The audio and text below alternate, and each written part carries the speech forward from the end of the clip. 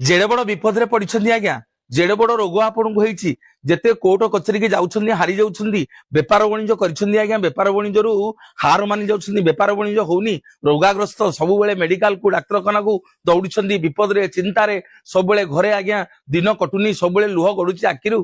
आज सुंदर उपाय टिए कहबी मो महाप्रभु जगन्नाथंकु हाथ जोड़ी प्रत्येक दिन जेते बेले आपनकु समय मिलिबो आज्ञा दिन राति जगन्नाथंकु एई मंत्रटी जप करिवे कौन ना नीलाचल निवासाय नित्याय परमात्मने बलभद्र सुभद्राभ्यां जगन्नाथायते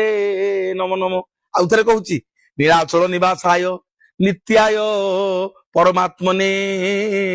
बलभद्र सुभद्राभ्यां जगन्नाथायते नमो नमो हे नीलाचलवासी हे कांपिल्यवासिनी सुभद्रे हे बलभद्र बड़ ठाकुर हे चक्रराज सुदर्शन विपद रे पड़ी दुख